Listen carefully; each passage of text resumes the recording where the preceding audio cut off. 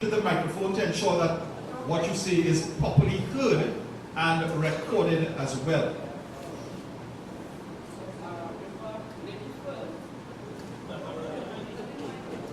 I want to break with protocol a moment and welcome Councillor Sherry Ali, who was supposed to be our moderator tonight. Councillor Ali, my apologies.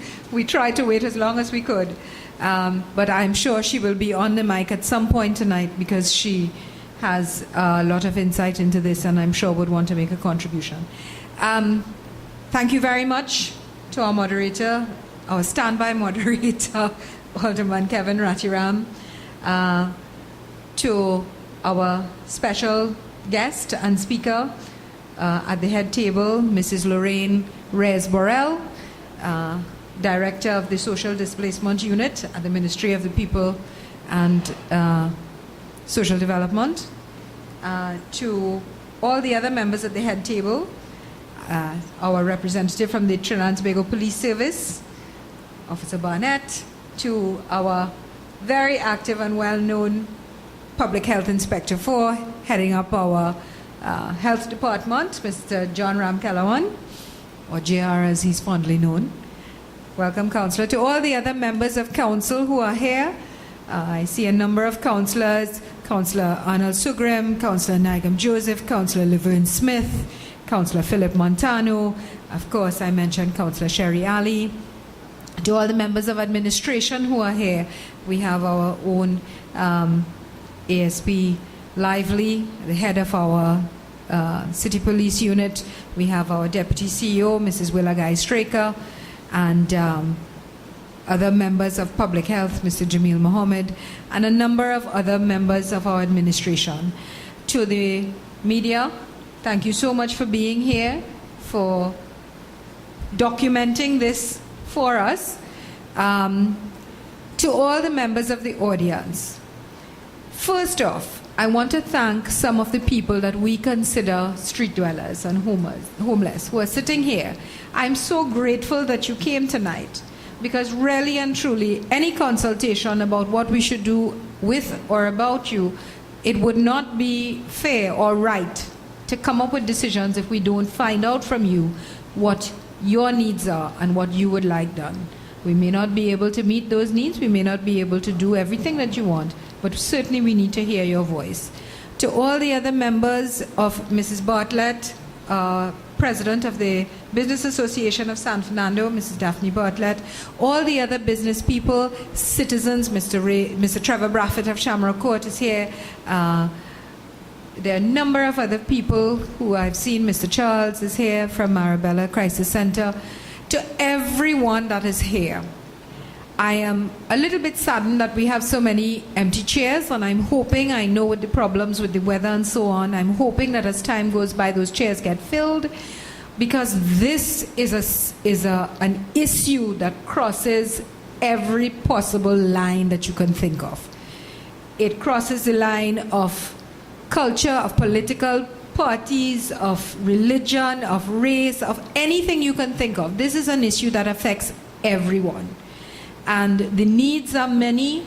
We have some ideas, but the more of us that put our heads together and share our ideas, hopefully I can guarantee you, this is not going to be a spinning top in mud where we just keep talking and talking. It's time for us to actually do something. I thank you for your time, for being here. I welcome you, and I will speak no more and hand over to the moderator and let us get this ball rolling. Thank you again. Oh, by the way, we do have coffee and tea outside. I know. Thank you very much, Alderman Mungal Bisessa.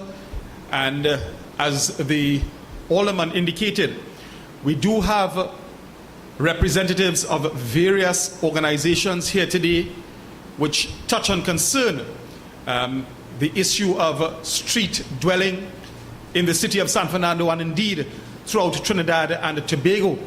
An important point that I want to emphasize, though, is that a little later on in the program, we will be opening the floor and inviting you, all of you, to advance your thoughts on the issue of street dwelling in San Fernando. And most importantly, we would wish to hear not just complaints, because I'm sure we're going to hear complaints, but we would wish to hear suggestions for dealing with the issue of street dwellers in the city of San Fernando. So whilst, of course, your complaints would be welcome, we would also wish to encourage constructive advice on how we, especially the San Fernando City Council and the corporation being administrators of the city, can deal with this issue. Ladies and gentlemen, most, if not all of you, would know that the issue of street dwellers in Trinidad and Tobago is something which falls within the purview of the Ministry of the People and the Social Development. With a view to that, we are honored to have a representative of that ministry here this evening who will share her thoughts on the matter and give us a perspective on street dwellers in Trinidad and Tobago from the said ministry. Without further ado, it gives me great pleasure to welcome Mrs.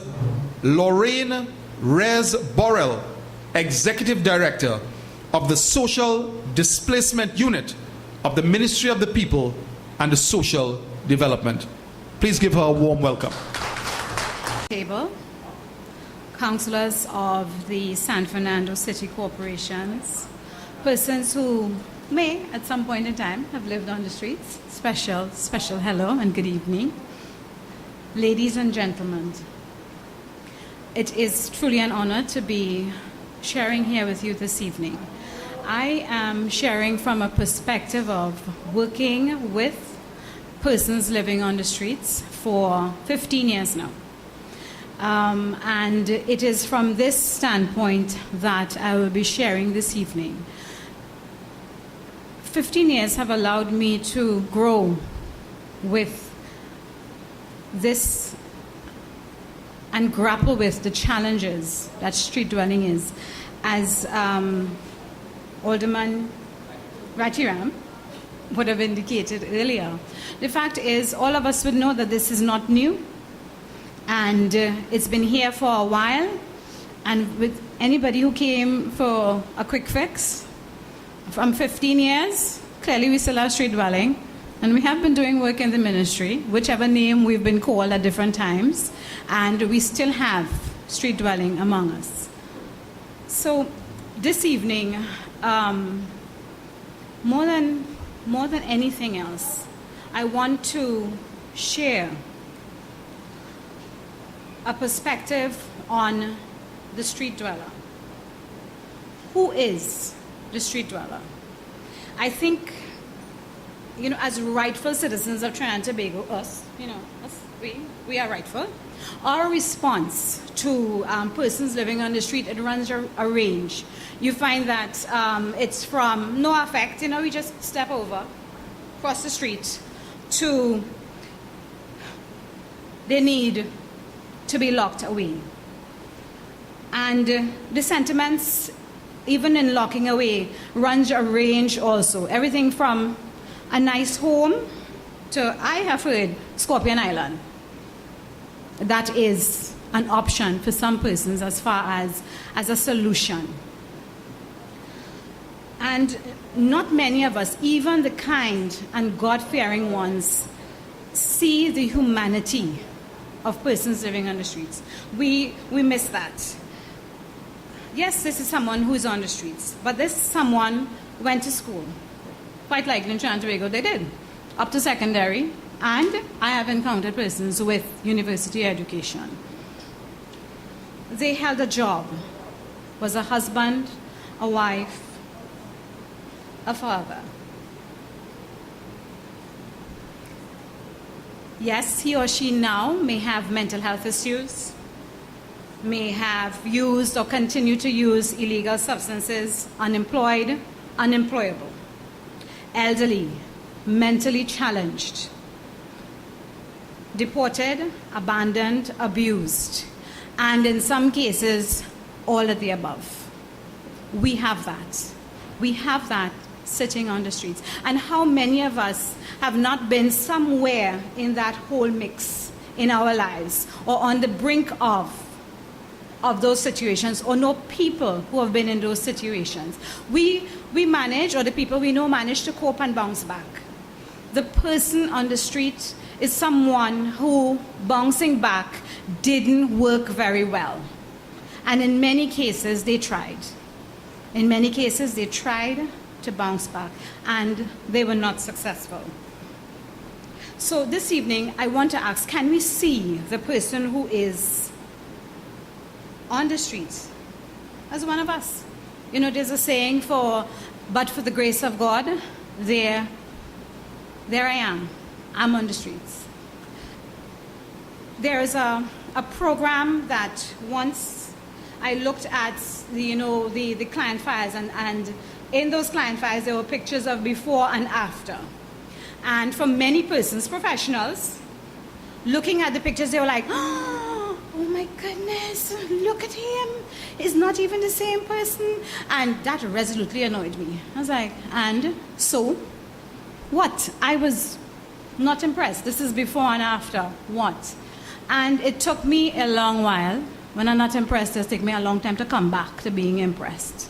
It took me a long while to understand that part of the problem and part of the challenge was, for my colleagues, especially my professional colleagues, was seeing beyond the dirt when it's there, seeing beyond the odor, seeing beyond the clothing or lack thereof, and understanding that a haircut does not make you a person. Clothing does not make you a person. Street dwellers are rightful citizens of Trinidad and Tobago. And we need to get to a place where we can engage. They have rights, and that is something that over time I have been watched every kind of. They have rights? Yes, they have rights and responsibilities, like all of us. And maybe for many of them, the responsibilities have gone haywire. But that does not negate their rights. It does not, and it will not. We have to understand that we have to find ways to engage. And I was particularly happy to hear Alderman Ratiram use the word solutions, because often you find that people want a quick fix. They want a solution. And the fact is we don't. We don't have solution. Earlier on I spoke to the fact that there's mental health issues. There are issues of unemployment, unemployability. Street dwelling is something you have internationally. Trinidad and Tobago, it is not necessarily fueled by poverty and the fact that you don't have a home. If you give the active substance abuser a home, he will sell the bathrooms, fixtures, he will sell the roof, he will sell the windows. And eventually he will have no home, and where will he be? Back in the road. How have we solved the problem? We certainly haven't solved the problem for him, and now we have one less house in the housing stock in Trinidad and Tobago. So we have to look beyond. And in fact, homelessness is something a whole lot bigger than what we see on the streets. There are people bunking by family and that kind of stuff. They're homeless. And we have to find a solution to that too. The ways that I am speaking of requires collaboration and coordination. And that's why this evening, for me, driving through an hour and a half of traffic from town, I have all respect for persons who live San Fernando and come to work in Port of Spain. I might have roamed my own water taxi if I had to drive through that. I don't like to drive at all. To have to do that, I was like, whoo. But I'm excited. I would have driven through it a second time. Or maybe get somebody to drive me. To come and be here, because this is what Solutions is about. Coordination, collaboration. I look at the table and I see that we have Trinidad and Tobago Police Force, we have Public Health represented. All of these agencies play a part. They all play a part in something that we refer to in the ministry as the continuum of care that needs to be developed. It's not just about making sure that this person has a meal. It's not just about ensuring that he has clothing. It's not just about he's somewhere where we can't see him.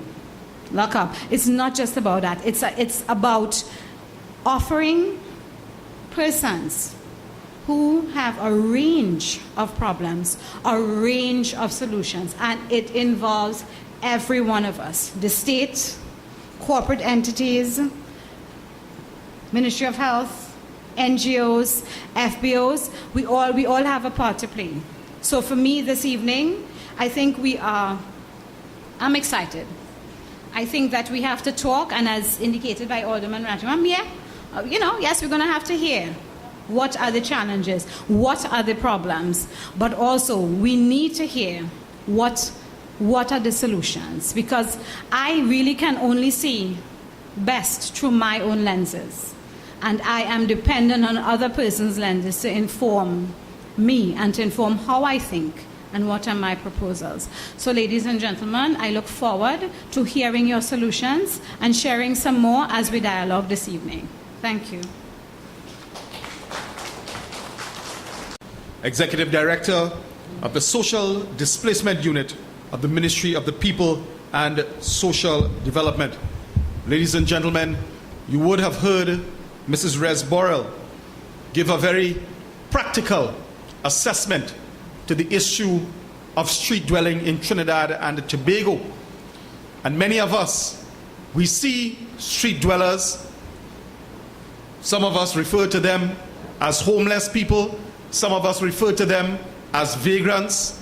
But whatever the label we place on them, how many of us have ever spared a moment to consider from whence they came?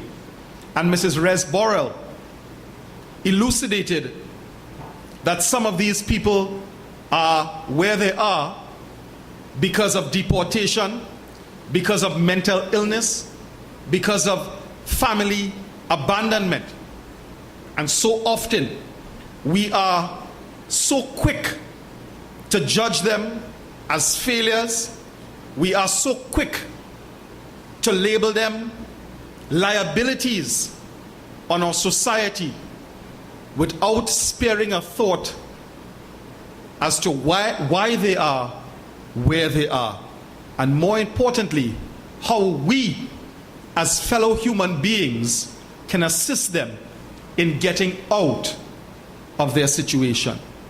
So ladies and gentlemen, with these few words from Alderman Mungal Bisessa and Mrs. Rez Borrell, I now want to open the floor to give you the opportunity to share your views, your thoughts, your advice on the issue of street dwellers, especially in the city of San Fernando.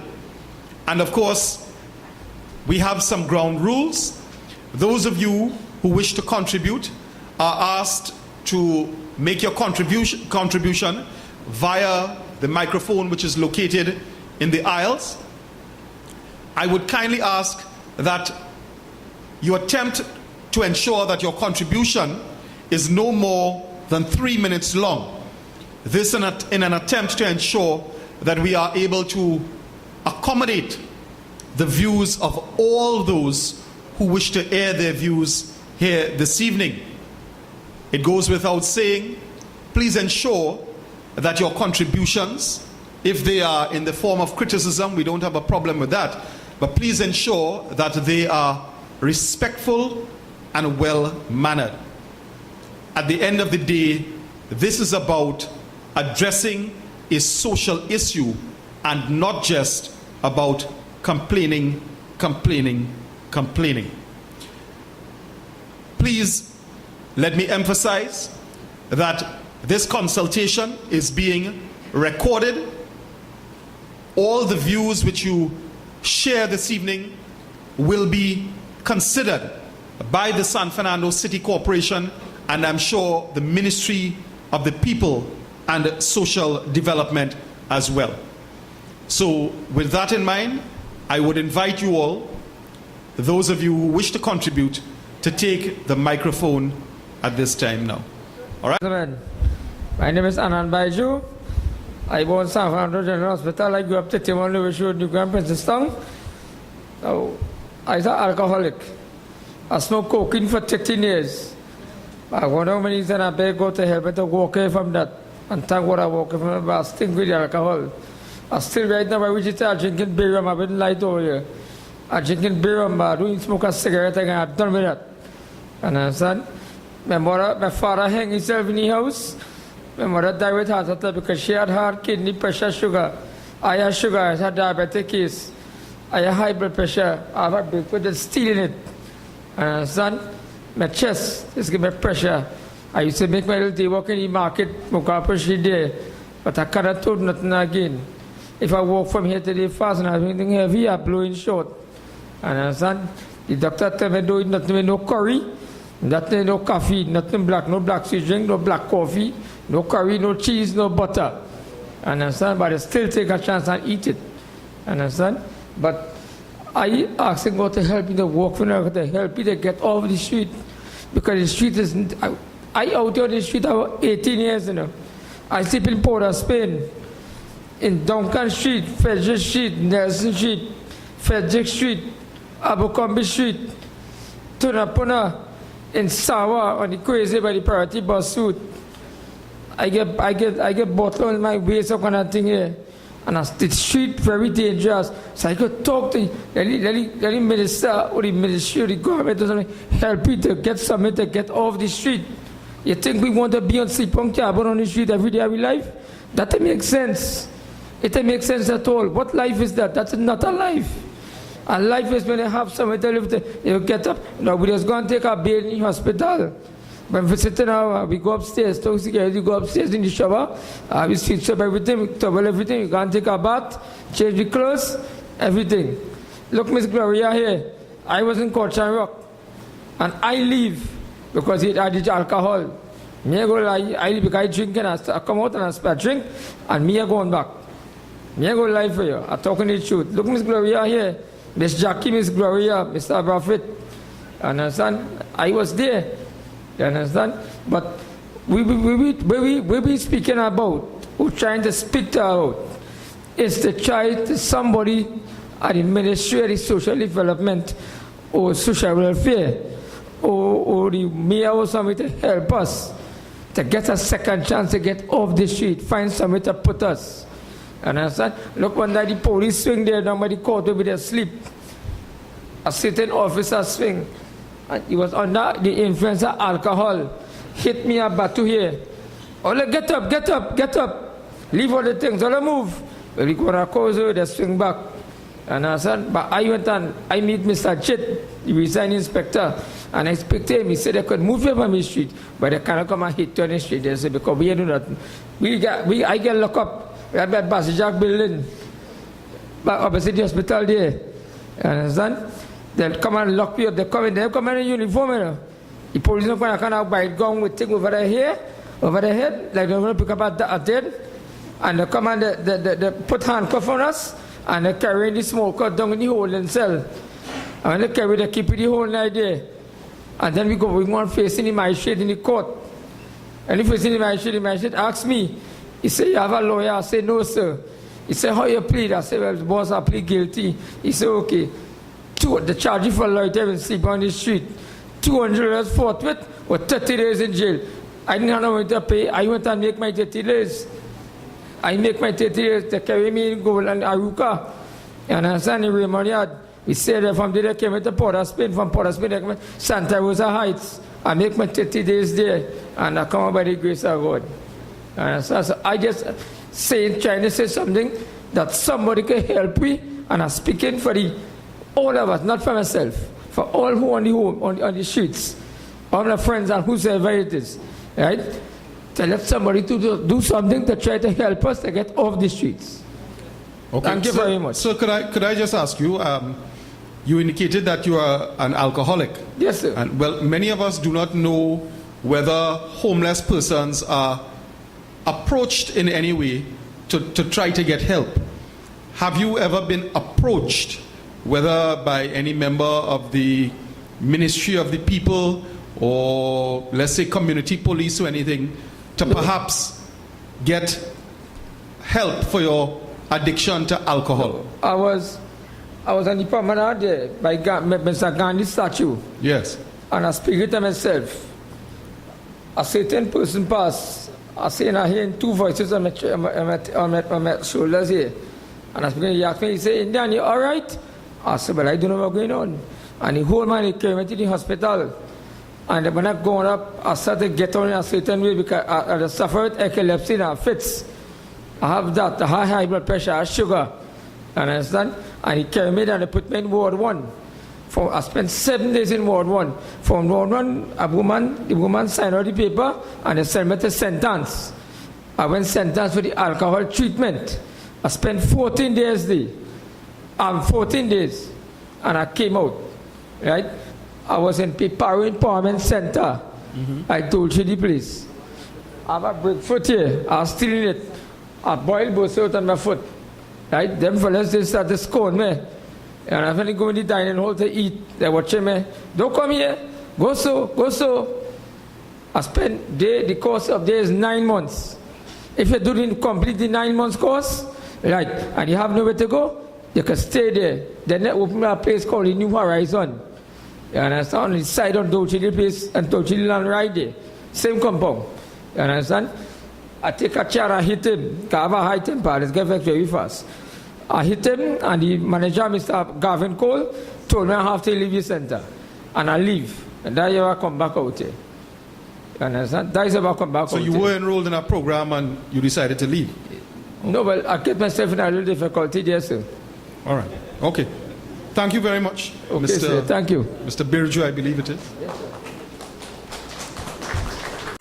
The ministry has any initiative whereby employees of the ministry actually go to persons, homeless persons on the street and speak to them about the problems they are facing, whether it is they are willing to go to a shelter, whether it is they are willing to enroll in some drug rehab or alcohol rehab program. If there is any initiative like that, perhaps you can share it with us a little later this evening. All right, so let's return to you. Yes, Mrs. Bartlett. Alderman Junior Regrello, looking like a member of the police task force. Welcome, Acting Mayor. Thank you. Good evening to members of the head table. Ladies and gentlemen, street dwellers, we were very happy to hear what you had to say. But I have to say that this evening I represent the San Fernando Business Association and also the Arthur N.R. Robinson Poverty Eradication Fund, of which I am the chairperson. Now, our association was formed about 10 years ago, and before that, we have been very active in trying to help street dwellers, homeless people in our city. Excuse me. I have not been to a similar forum, but I've met with several mayors of the city. I have met with prime ministers. I have met with ministers, and we spoke about the same thing we are speaking about now. The last discussion I had was with the present Attorney General when they just got into office, and one of the things they asked me, what is it we really want? What do you all want? One of the first things you all want done. And I said one of the first things we really would like attention paid to is assisting street dwellers. And the Attorney General told me then that the laws have to be changed. You cannot just go and take street dwellers off the street and put them somewhere, and he would actively work on that legislation. We have an attorney, a learned attorney, who is our chairperson this evening. I'm not sure if he can enlighten us as to where that legislation is at this time, but many of us in this room would recall years ago the street dwellers were the then government had tried to remove them, and our learned attorney, who was probably not the Attorney General then, but he had he took out some injunction for the civil rights. And he said, you can't remove street dwellers off the streets because you're infringing on their right and this and that and the other.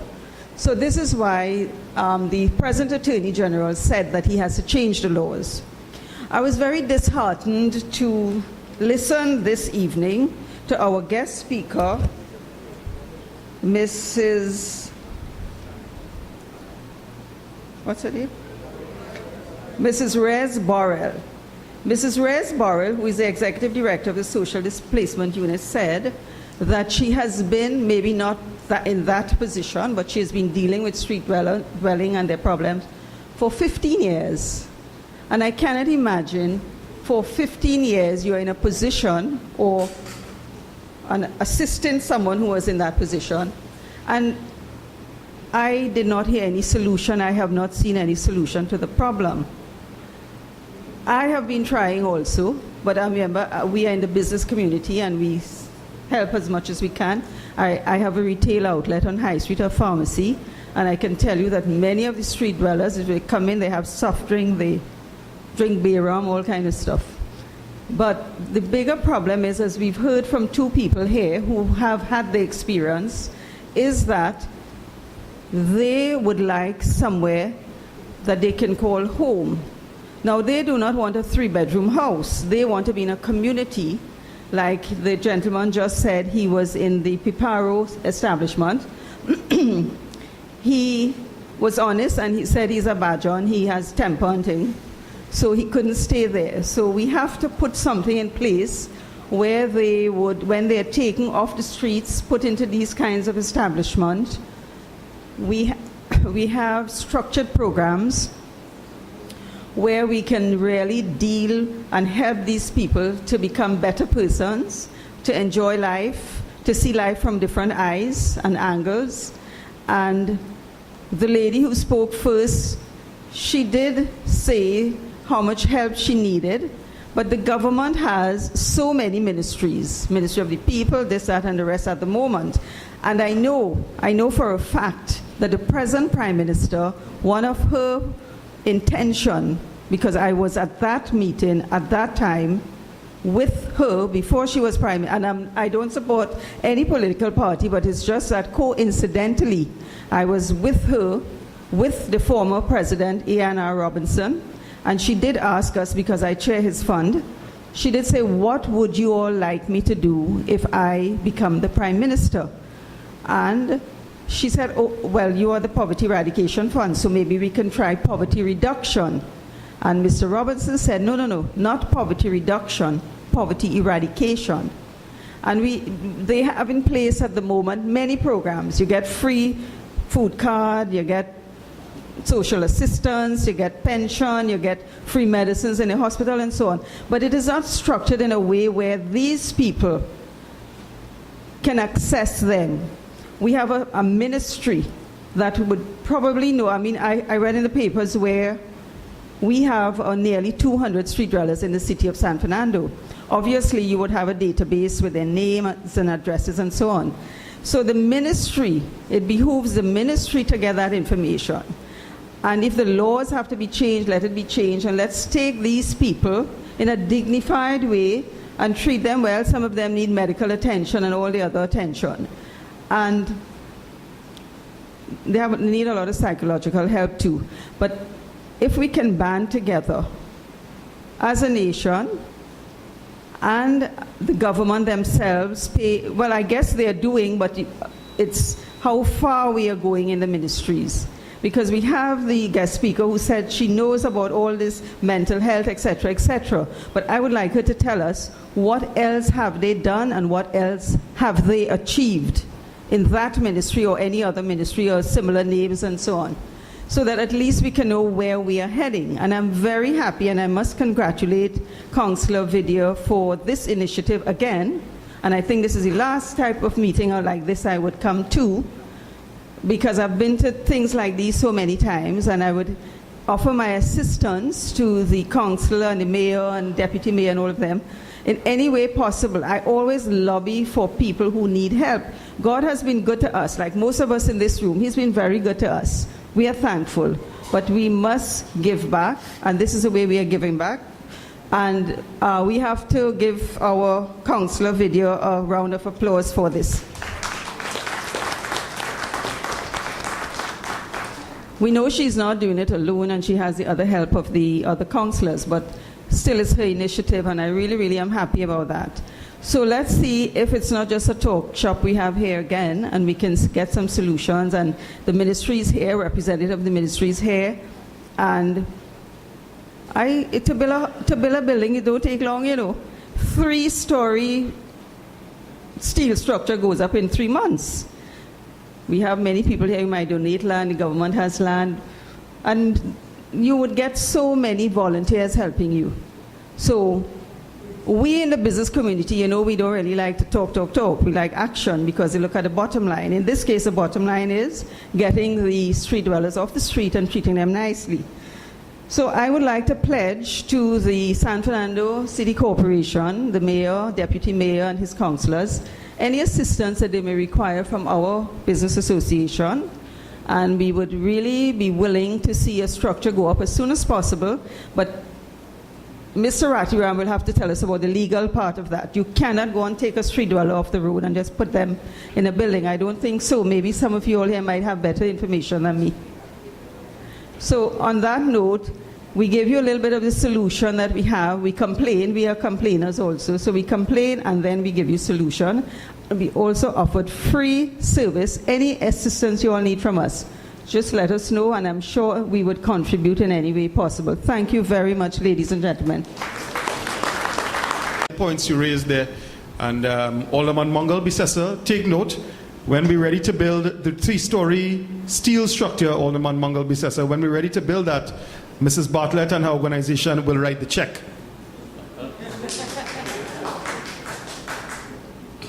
And again, Mrs. Rez Borrell, some questions for you. What we'll do is take the contributions, and closer to the end, she can address all the questions that may be directed in respect of her ministry. So ladies and gentlemen, I know we have a representative of Court Shamrock. Who is the representative of Court Shamrock? Yes. No, you don't have to speak now, sir. But a little later on, yeah, okay, well, when you do speak, perhaps you can tell us about the capacity of your facility and any shortcomings in terms of resources and so on that the facility may have.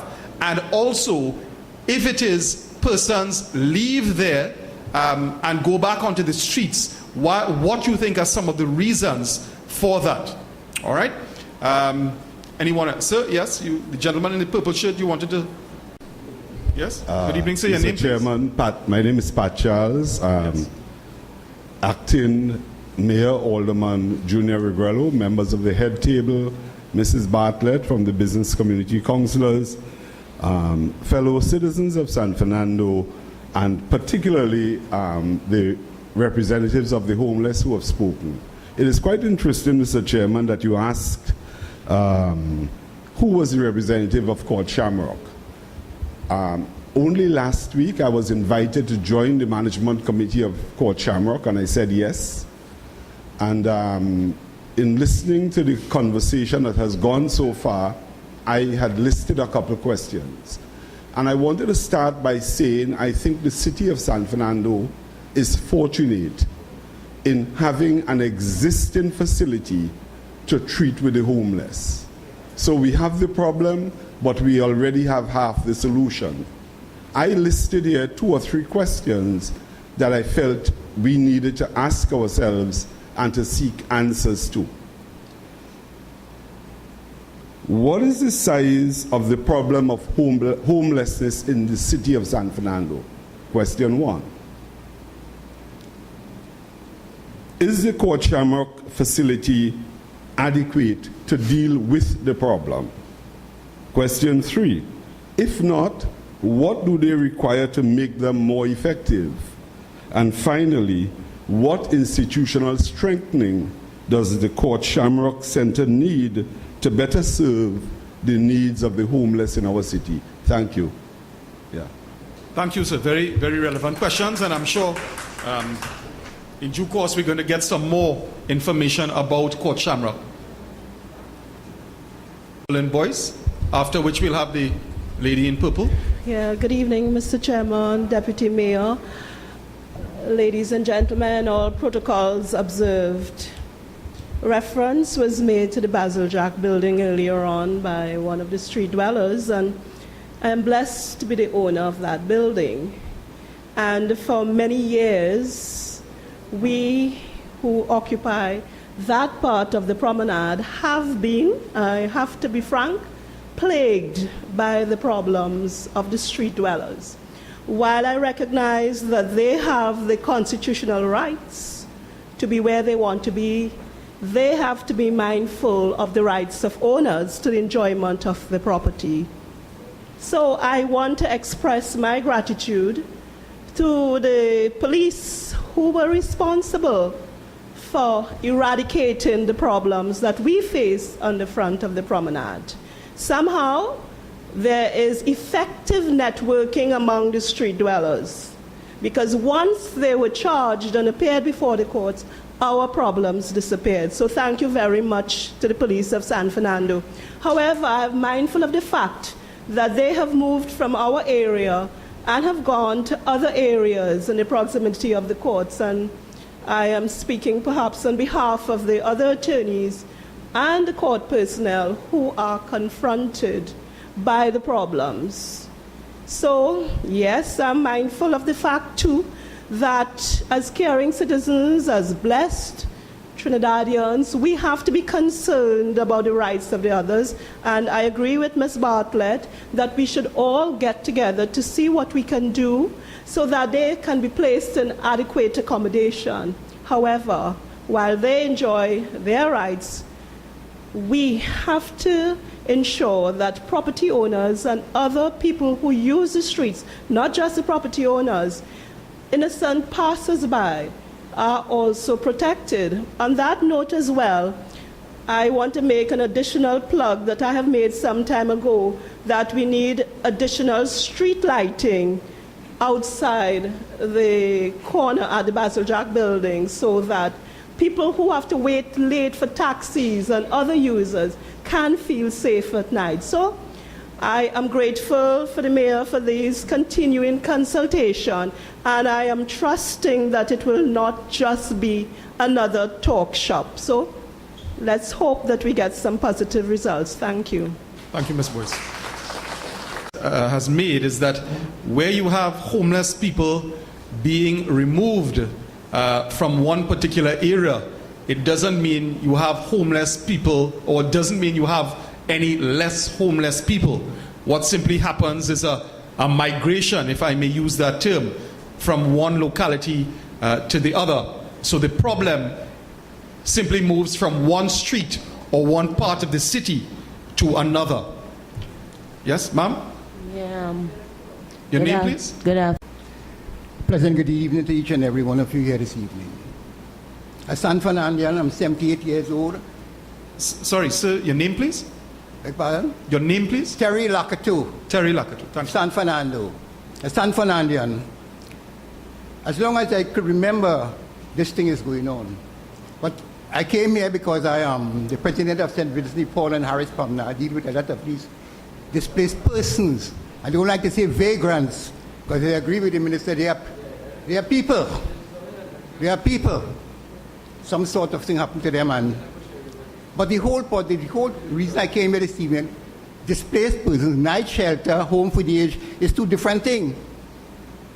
What I understand, Port Shamrock is a home for the aged. This is what I understand. And they have a night shelter. But the amount of people on the street in that night shelter is no good.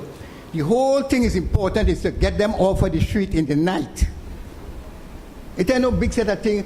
Everything is good. We'll see them after. We'll speak to them. What is their problem?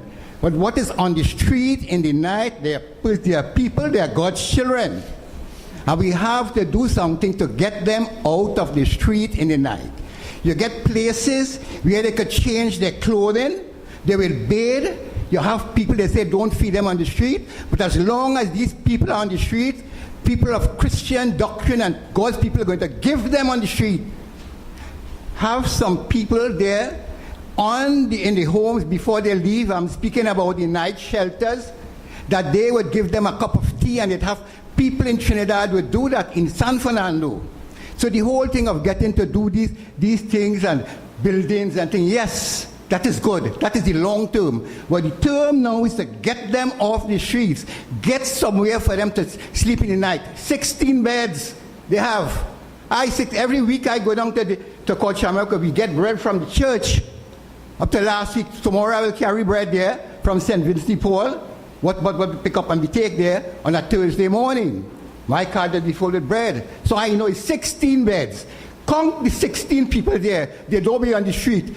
The people who you said you build night shelter for, is not the people that be sleeping there. Go on the street, you will see the difference. If you walk the street, you will see it's other people there that's staying there in the night. So you have to build a proper place, get them off the streets in the night, and then with whatever you say here to do, day by day, night by night, whatever it is, and then you will see what's happening. So the whole problem is, I heard everybody saying, what in this business place and that place, police lock them up, do all kind of things, but when they come out, they come back on the street.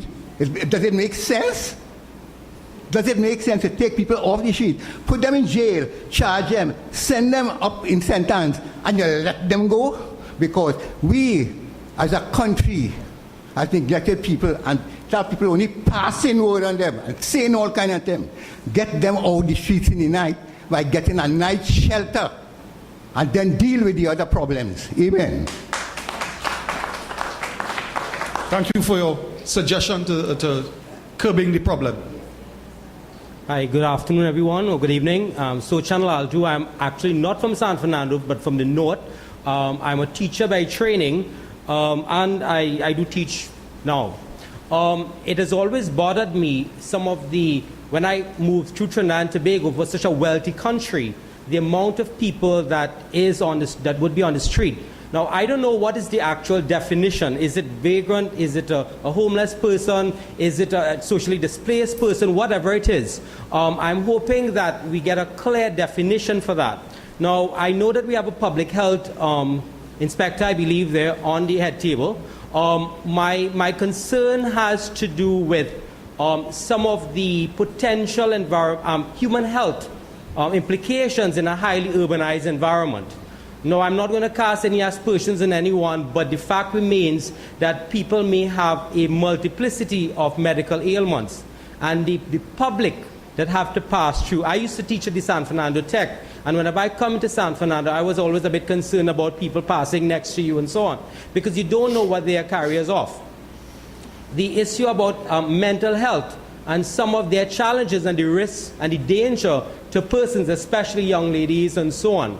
So that I think it's an issue that we must tackle Now, in terms of a possible solution, I teach sciences, not sociology, but I just want to try to give my suggestions.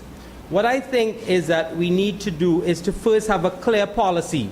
We have a representative from the relevant ministry there, and I'm hoping that she can probably enlighten us into what is the current policy as it deals with this particular issue. The updating of the relevant legislative framework, I know a speaker asks on it, and I know that you may in fact interject at some time, at least I hope.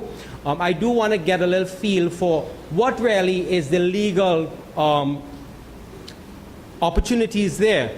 To me, sleeping on the streets cannot be legal. There must be some way, and I know we have representative of the police service. Can they shed some light? What is the legal side of things currently?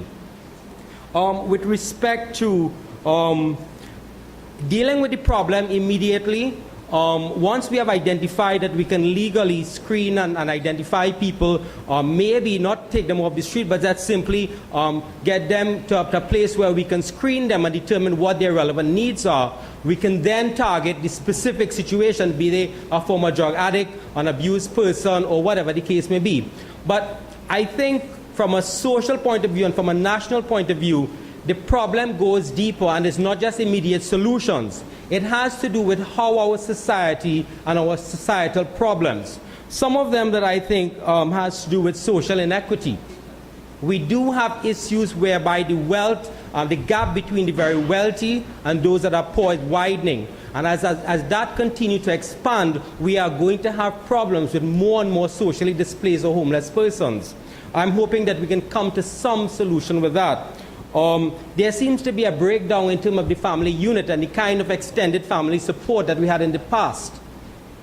The issue about immigration, it is something that I'm always concerned about, something I've raised on numerous occasions. We have, Trinidad and Tobago is a fairly vibrant economic space in the Caribbean, and we have lots of people coming from other parts of the Caribbean. What happens when we have an economic decline? Would these people have any kind of social net? Will they end up on the street and add to the problem?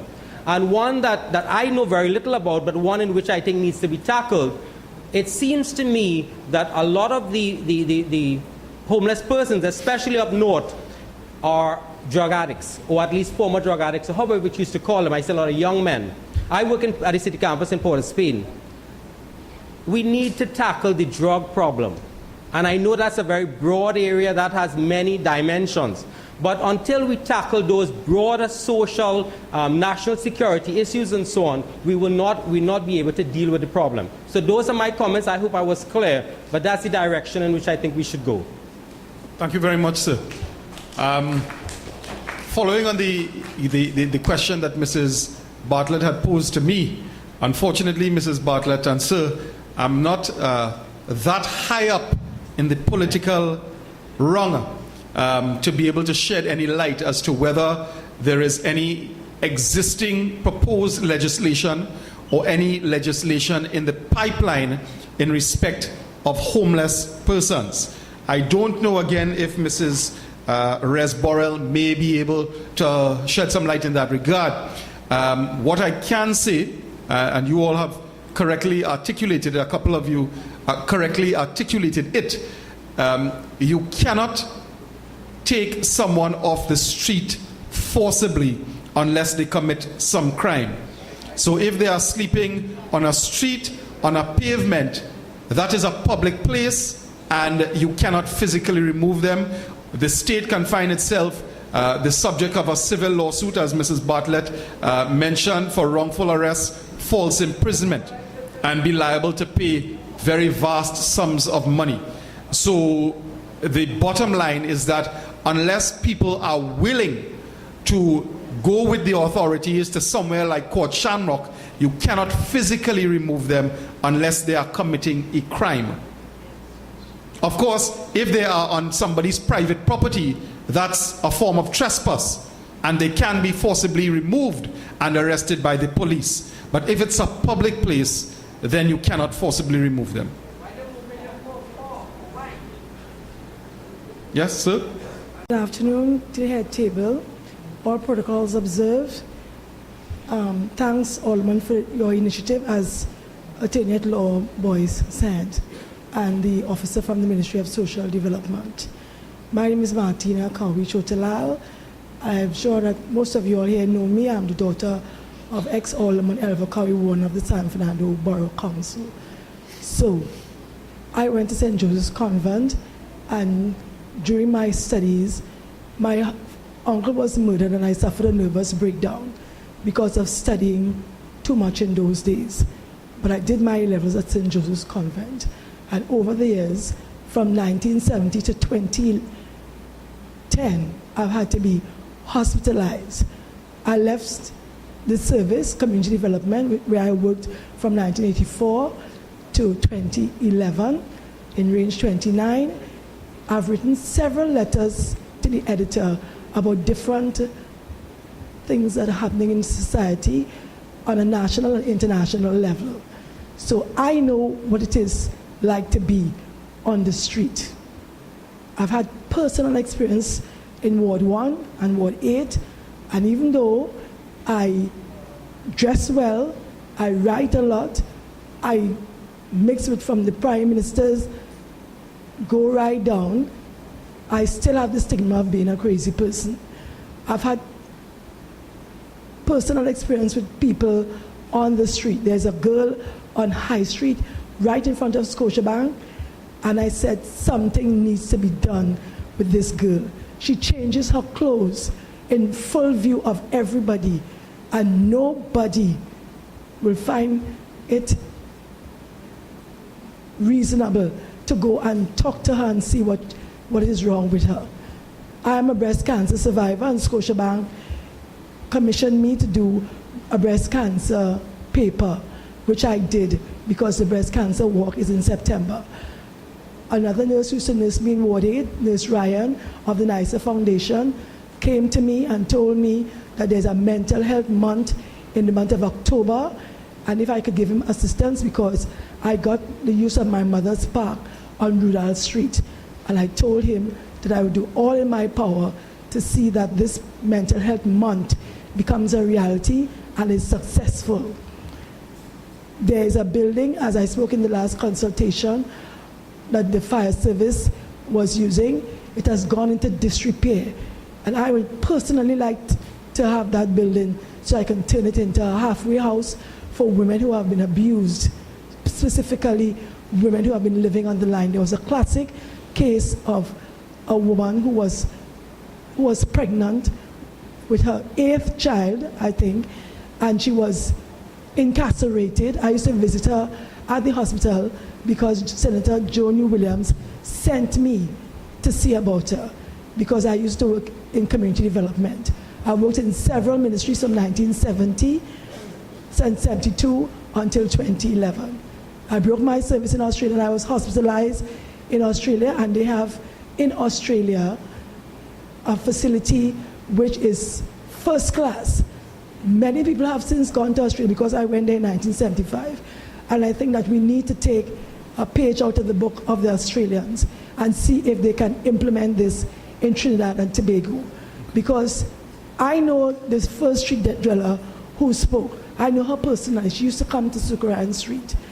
And it hurts me to see people in that condition because so much of us are so well endowed, and we have to share with these people who are out on the streets. But we are so insensitive that now sometimes I harden my heart when people, professional beggars, beg me for money. Because some of them are well dressed, but they have mental conditions. Their parents have abandoned them. I have personally helped people come out of jail from America, and they're leading successful lives. If you want to live a successful life, you can, but some of them are just lazy, and they don't care.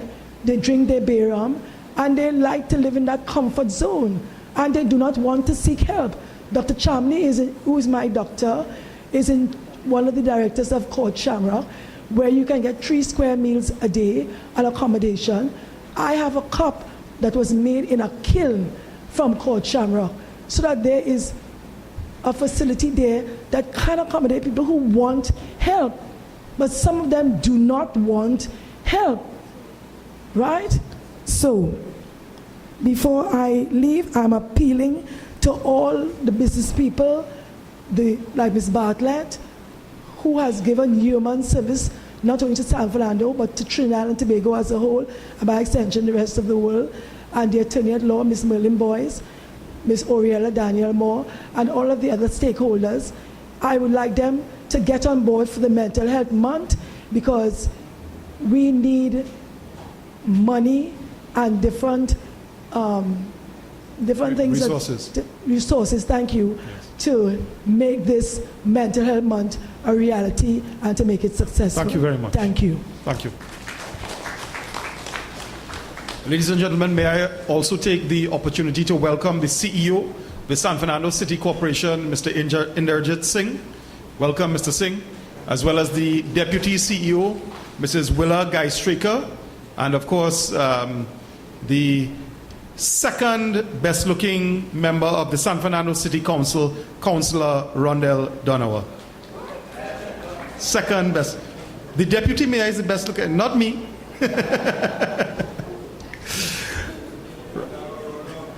Oh dear. My name is Ashok Munilal. Mr. Munilal? Yes, sir. Yes, good evening. Come to voice my opinion. I've been homeless since I was 9 years old. My mother left my father. When I went by, she told me that I do have no place for you, so go by your father. When I went by my father didn't, so I had to sleep in the road. So I'm going on 56 years now, but I've been to institutions like the Shamrock, I've been to the Port of Spain institution, where they keep people up there in the building.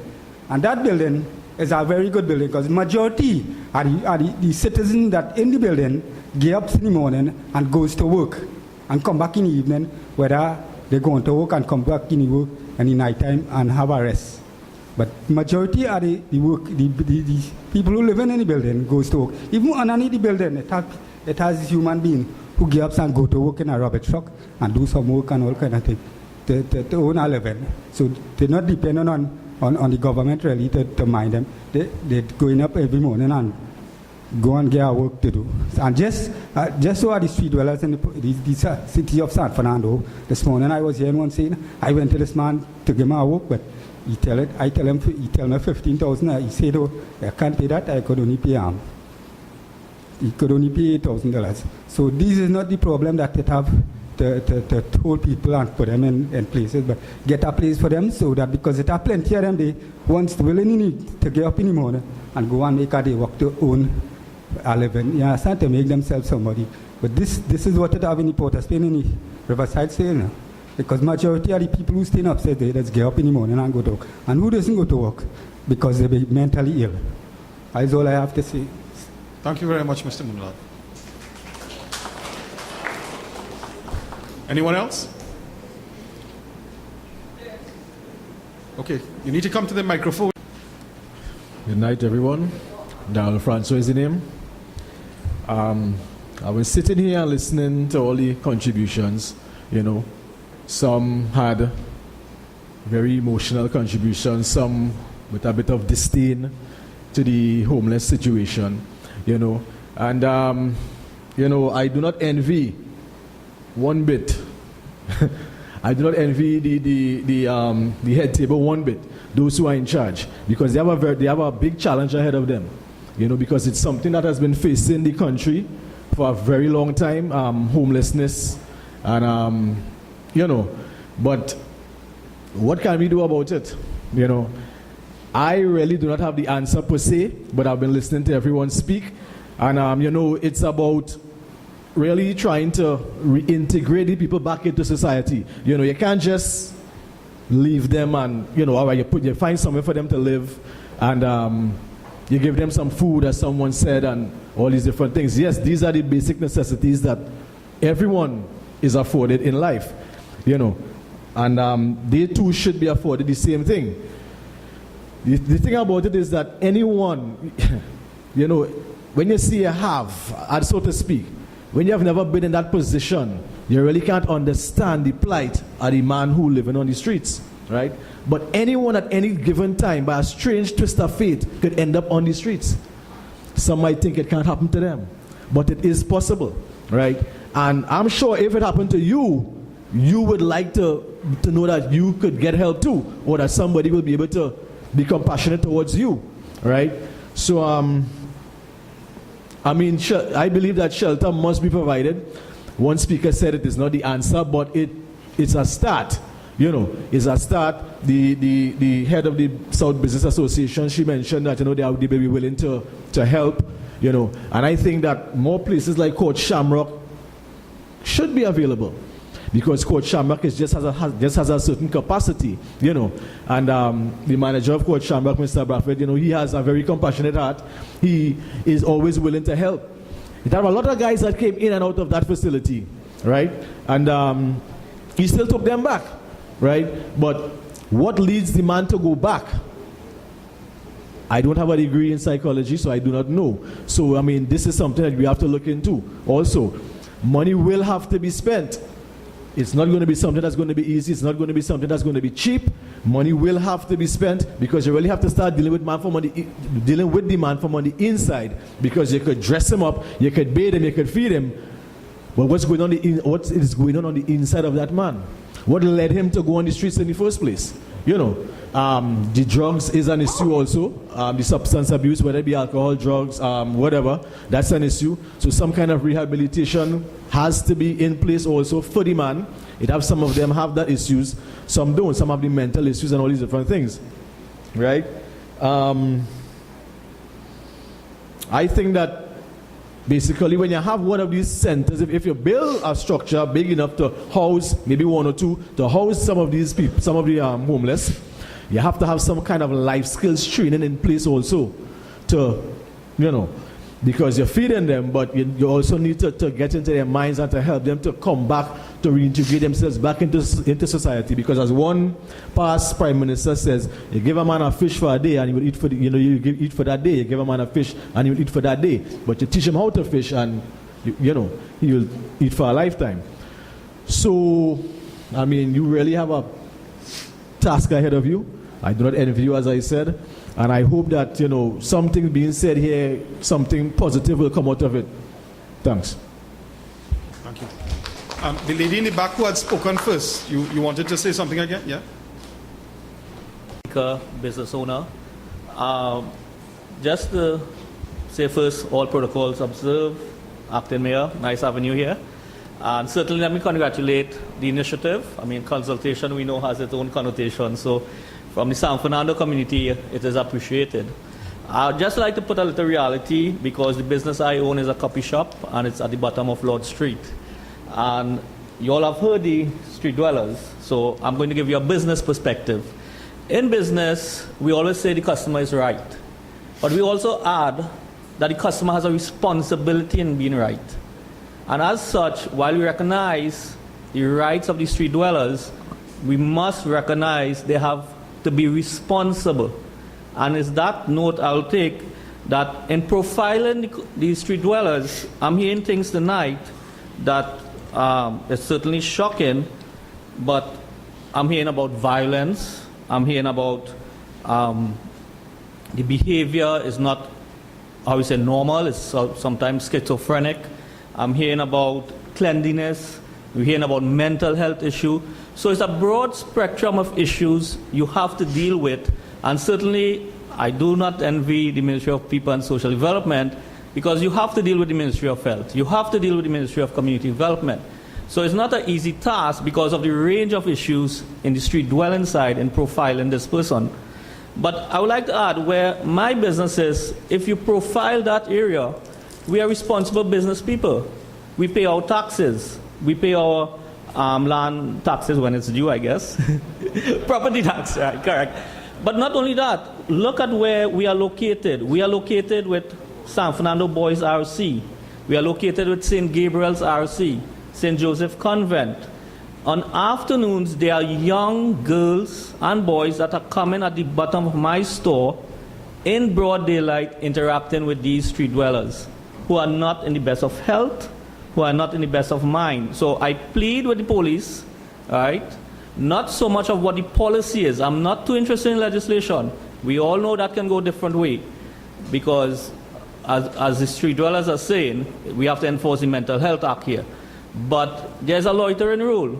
All I'm simply asking the police, if they visit my property 1 o'clock in the morning, I have 10 beds outside my door. My customers have to walk over street dwellers. The lady who has been talking has been arguing with me and her fellow companions every day during business hours. It is not fair to business people, right, to have to leave their homes in the night to address a street dweller. There must be some enforcement from the police force, right, in terms of patrols, in terms of at least informing these street dwellers that they cannot own our properties. I recognize the public safety, I recognize the rights of these street dwellers, but like I said before, they have to be responsible, because we are living in the city of San Fernando. There's an image and there's again a responsibility we want to uphold. The business community, as far as I'm concerned, we contribute, we give the opinions, but certainly we are asking for the cooperation of the protective services in having regular patrols. A side issue is, and it may be a difficult one because I don't know how to treat with it, but the escalation of street dwelling under my store happens on Sundays when food is dropped off. The amazing point here is the amount of vehicles that drop off food. I don't think They understand what they're doing by migrating the street dwellers from the top of Harris Promenade on a Sunday. I have close to over 25 street dwellers. The mess they leave after, I cannot open business on a Monday morning. So I recognize what the street dwellers are saying, but I have to have some security or surety from the protective services that if I go to my business place late at night, that I'm protected, that these street dwellers, when asked to move, at least understand that I'm asking to move. I've dealt with verbal abuse, I've dealt with threats, I've reported all of these. So I think one simple solution, as we say here, is not so much creating new laws, it's just the enforcement of the present laws. And I certainly ask for that. Enforce the present laws. We can then accommodate and deal with the street dwelling problem, but I'll leave it at this part. It's a risk versus reward strategy. A street dweller is being rewarded, there is little risk. If you make the reward limited and increase the risk by the penalties of enforcement, I think we will have a way forward as an initial start. So that's my proposal. I simply just ask enforcement of the current legislation that applies to the Protective Services, the Mental Health Act, and the Public Health Act. Thank you very much. Thank you very much.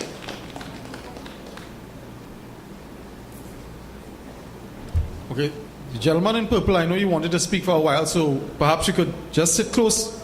No? All right, sir. Sir, sit, if you could perhaps sit in the chair close to the aisle. All right, okay. So after this gentleman in white, the gentleman in purple is going to speak. All right, so please, nobody rush the mic after the gentleman in white. Good evening, my name is Winston.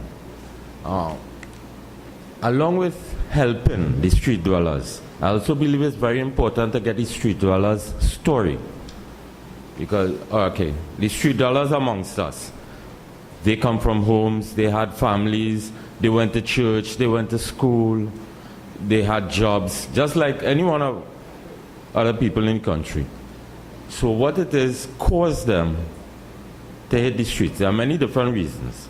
I believe it's important that we get the stories from childhood to present, get these stories, and look for the common threads among the stories. We can then use this now to look at our youth and to find out, to pinpoint those amongst our youth that are most at risk to hit the streets. Because if you're looking at a long-term program, you're not only looking at helping those who are on the street at present, but you want to help those who haven't hit the streets as yet. You know, use the information that we have, train our teachers, community, police, you know, doctors, nurses, all those who deal with children, to be able to identify amongst our youths who, because right now we have children amongst us going to school, going to church, you know, average children who are going to end up drug addicts. Some will end up doctors, lawyers, accountants. Some are going to end up drug addicts. Some are going to end up homeless. You know, stitching time saves 9.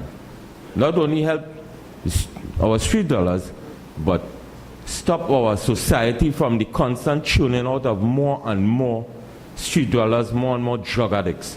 So I think any, you know, plan we look at has to take into consideration the future, along also with the present. Thank you very much. Yes, important, very important point, identifying the causes of street dwelling so that we can have a preventative aspect of it as well. Gentleman in the purple shirt. Good night, everyone. All are going good? Lovely. Big brother, congregation, everybody, chairman, Mr. Speaker. Now, what I want to find out exactly is all want to condemn the, how to call we again, help me now? Call the street dwellers. Homeless. Homeless, yes. Homeless. We not no vagrant. We not no pipers. We just have no place to sleep. We just sleeping on the street. We don't humbug nobody. Like someone come up here with a white shirt and saying, oh, we nasty, not the place and this and that and all kind of thing. We're not doing that. We just clean up our place, right? We don't humbug nobody. No. Right? And I want you all to tell the police, leave us alone. Right? Because we don't know criminal, bandit, rob nobody. We not that. We decent citizens, each and every one of you all. Right? I don't want to let all them know. We not no criminal thing there, right? Leave you alone now. Please, leave us alone. Thank you. All right, so thank you. I believe we have a representative of Court Shamrock who will say a few words about the facility. I mean, I think you should. It's the main facility for San Fernando. So I think the gathering would like just to get an idea of the adequacy or inadequacy of the facilities that you may have, because it may need to be addressed by the corporation, by the Ministry of the People. So, Mr. Braffett or one of your representatives, just give us a brief overview of Court Shamrock, where you all are, and perhaps some of the things you may need assistance with. Good afternoon. All right, sir, thank you. Mr. Deputy Mayor, members of the head table. Mr. Moderator,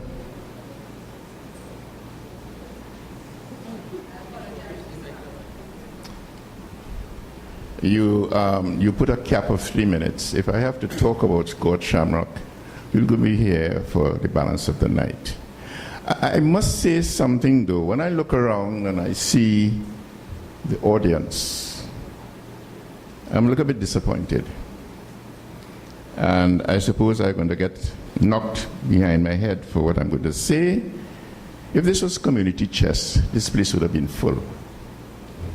But the stigma that is put on the homeless, them fellas, big and bad, and they're lying down on the ground, they have nothing to do. We are helping them. And that is the concept. That's the concept. I don't know, but you look at homeless people and you have to categorize them. You have the simply homeless, you have addicts, polyaddicts, you have those who are psychiatric, you have people who are suffering from AIDS, we have pensioners. And what we are noticing now, there's a large social congregation that is coming into our homes.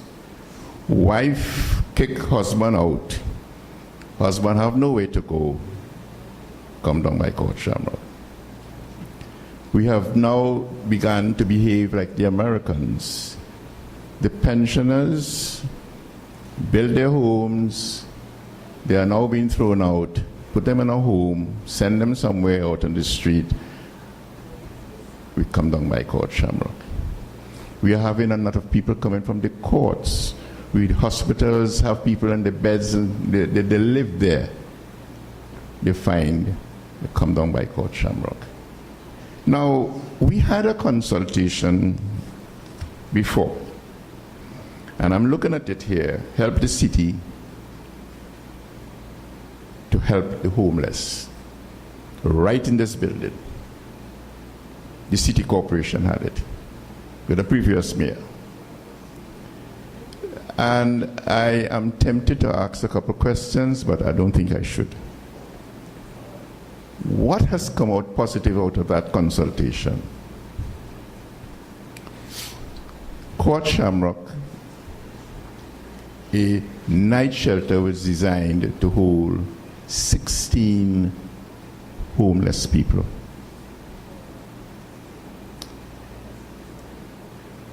If it was continued, we had intended to remove those 16 beds and create double-deckers, so you would have had 32 beds. So we were sure that 32 people were coming off the street every night. We have 16 every night now. What is happening down there? We have been established since 1999, and as Ms. Borrell says, she has been there. I have been there since 2000. And the history of Court Shamrock, it is really a revolving room. Over 966 people have come in and out of Court Shamrock to present. We have been able to establish a rehabilitation program to help those to reintegrate them back into society. We have welding programs. We taught people how to make bottles, plaques. Right now we are teaching people how to make pots. We had one of the most flourishing markets, gardens. We supplied the city corporation with stuff. We had a stall, so that we have our objectives very quickly was to provide a viable alternative to street dwelling, to determine the socially displaced persons' rehabilitation and treatment needs, to facilitate voluntary and involuntary removal from the streets and provide accommodation, to prepare clientele for treatment and rehabilitation, to provide referral to treatment and rehabilitation facilities and programs. That's our main objectives. I won't go through the number of services that we offer, but it all boils down to funding. And that's where we have problems. Since 1999,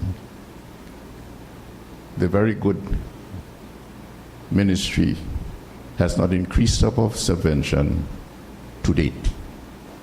So we are operating on a deficit budget. What we do, we had to raise our own funds. We have had breakfast mornings, very successful, to buy equipment to help ourselves. The CPT Corporation, the previous mayor, gave us some assistance. He's still there? Right. We haven't got any from this one yet. But you expect us to perform. This is why I said, it is a little more than what meets the eye. But just to give you a brief, we can hold 50 people, but we can't feed 50 people because we don't have the funds. Actually, the night shelter is being funded by us. And we have had an NGO, the Rotary Club, to assist us, to help us to feed those people outside there. We provide them with clothes, they have a meal, they have a place to bathe, they have toilets. Actually, we had a security guard out there, and for 4 months that man worked. And nobody wants to pay him. And he's a recovering addict. And he's looking at me and saying, this is what it's all about? And there's a hurtful situation, and I must say it. His mother died 2 weeks ago. And he came to me with tears in his eyes, and he said to me, "Sir, you all owe me money, and I can't find a cent to help bury my mother. Is this why you want me to be rehabilitated?" I couldn't answer him. So we have a lot of problems down there, and we are surviving. And we will continue to survive, and we will continue to do what we have to do. We will help the homeless. As I said, we are revolving wheel, they come in and they go. We have had our successes, and we have had our failures. We have had more successes than failure, thank God. And I'm so pleased to say that A lot of people who have been successful due to our rehabilitation program has come back and say, thank you. And we have one gentleman here, the other gentleman that spoke in the back, quite a few of them were willing to come and testify as to what is happening down there. Funding is one of the main problems. We don't have the money to do what we have to do. You cannot run an organization on a 1999 budget. Thank you very much. Mr. Braffett, before you leave, you said that you all could currently accommodate 16 people per night. Is that correct? The night shelter. Yes. The night shelter. Yes. You see, what was supposed to happen is that we were hoping that the people in the night shelter, although they come in with a bay room and whatnot, they would see what progress is happening to those that are in Court Shamrock and see what the benefits that they are achieving. And we are hoping that they will come across to us. We also build a halfway house. That's another story. Thanks to the city corporation, we haven't had it yet. You see, so that it is not as simple as it looks. There are a number of things that are supposed to happen, and this doesn't happen. Well, you mentioned something about 50 people. Is it that you can accommodate 50 people space-wise? In Court Shamrock, 50 people. So you can't, currently you have 16 people per night, but 16 people in the night. You see, Court Shamrock itself, you can accommodate 50 people. But the city corporation helped us to build a night shelter where they just come in and they go. They come in the night and they go in the morning. Right? They don't go in through any programs or whatnot. Right? They don't want to be disciplined. Well, as you see, they just come, bathe, eat, and go. But where we are, the Court Shamrock, the original place that we have designed, they can hold, we have 50 beds.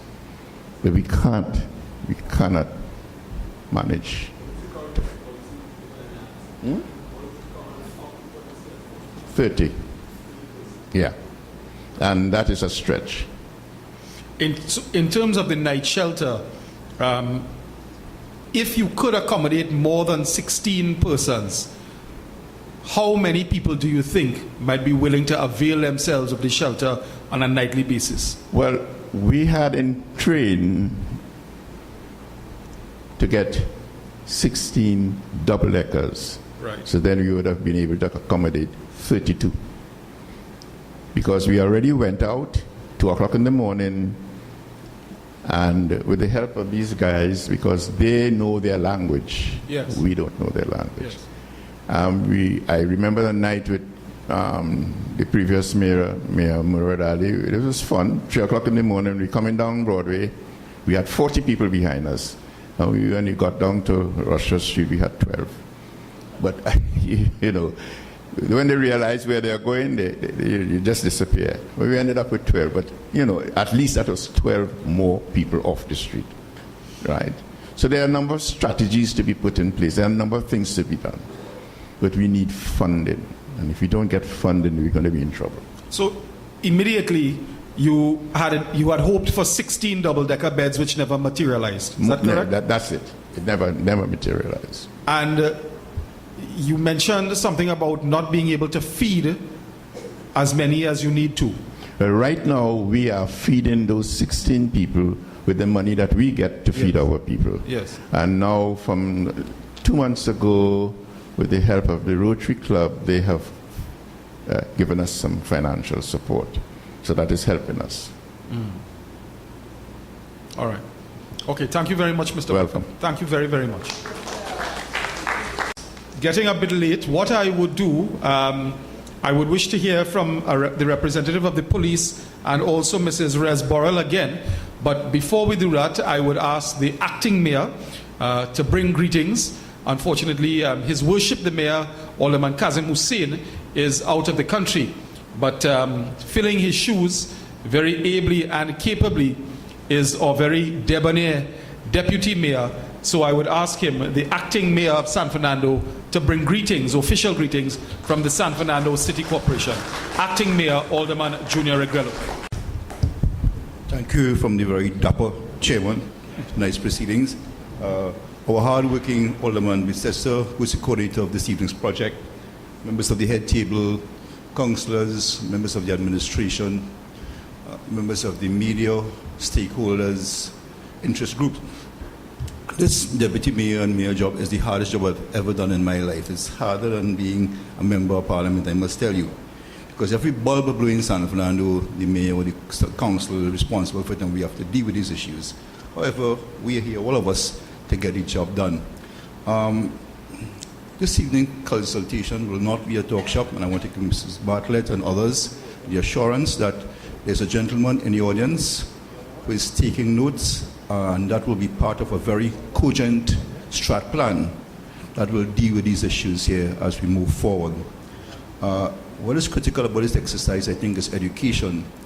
I've had the experience to travel some years ago when I used to be, before I got into politics, I was a director with the e-tech company, and we had gone to India at the time trying to woo investors, and we were invited to the president of the Bank of Baroda's home in Mumbai.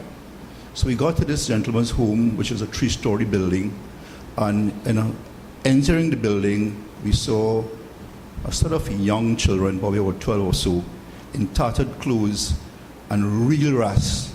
These young children, real rasta hairstyle, what we'd have called dada hair in my time growing up, down to almost to the ankle. So we went into this house, and dinner was provided for us in a very lavish way. So at the end of the night, I said, well, what? They were dumping the food into barrels, and I said, well, why are you dumping the food? Why don't you give it to the children? And I was informed, well, no, if you do that, by the following evening, you'll have them here by the droves. And that is an education. And that happens right now in Trinidad. Many times we are at City Hall and we see cars and vehicles are pulling up and people are offloading tons of food, feeding people. And that brings us back to the moral of the story. You are creating a problem by doing that because there's a provision. And once you do that, that will go on. And maybe come back to the education aspect. And we could even go to Singapore and people like Lee Kuan Yew. We have to really educate people, and that really would be the solution to most of what we're seeing here this evening. And the very critical issues and points raised, and which we'll have to take into consideration. Let us look at the processes and how we go about it. I recall looking at the Jamaican approach to this, and their home, there's a home in Jamaica, and it's called Open Arms. The home we have here is called Court Shamrock. Time you hear Court Shamrock in your mind as a court, or there's something like that, could send some signals and negative signals. So maybe there's another area that we could look at, creating a name that is kind of, embracing and make you feel that it's another home as opposed to Court Shamrock. And I feel for the homeless people, because even those of us with homes are under threats, much less for somebody without a home. In terms of the violence that they and abuse that they're exposed to. However, I think that this evening's exercise is pretty interesting and encouraging, and I want to assure you that we are going to do all in our power on this hard-working team here, and part of our very, as I said before, cogent strat plan to address these issues. I want to thank the members of the public for coming out here and crave your indulgence as we continue to find a solution to these very critical problems. I thank you.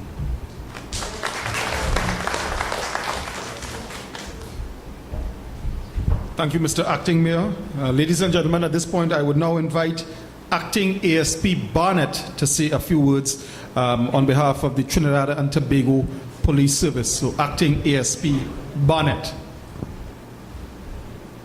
Good afternoon, everybody. All of protocols observed. The Acting Mayor, Mr. Junior Regallo, along with the aldermen of the corporation, members of the public, members of the City Corporation Police, ladies and gentlemen. It is a pleasure for me to be here to share whatever information I'll be able to give to you all. First and foremost, the issue of the street dwellers. Under the laws of Trinidad and Tobago, in the Summary Offences Act, is where we get our power to deal with problems that may arise from time to time. involving the street dwellers. However, we of the Trinidad and Tobago Police Service don't really take much pleasure in dealing with issues of such, when we could deal with situations at an earlier stage. And one of the gentlemen tonight spoke about getting into the street dwellers at present, the thought processes and all those type of things, to arrive at a solution to assist them and also to identify problems that we may have with the youth of our nation. I believe that particular strategy should be embarked on to alleviate the problems that we are seeing now in our streets of Trinidad and Tobago. One of the street dwellers indicated that he was beaten by the police, kept in a cell, and then charged the other day. Our function as members of the Trinidad and Tobago Police Service is not only to arrest people. On many occasions we'll talk to people, but then it may come a time when we have to do what the law gives us the power to do. It's not something that we take pleasure in doing. For the purposes of the business people and the other people in the San Fernando area and the wider society, we understand the problems that you all may encounter, but sometimes you have to give way. Not that we don't want to do the patrols or anything like that. We are mandated to protect and serve everybody in Trinidad and Tobago, including the street dwellers. However, one of the business people indicated that he's having a problem on the bottom of Lord Street, San Fernando. And I believe he is not the only person encountering the problem. I will give you the assurance that I will take the message back to my seniors in the division so that you may see a marked improvement in the patrols in the particular areas to try to alleviate the problems. If it is that we have to do the needful, we will definitely do the needful. And along with the city police officers, we will try to come together with them to try and solve the problem as best as we can. But we need the assistance of everybody, including the street dwellers.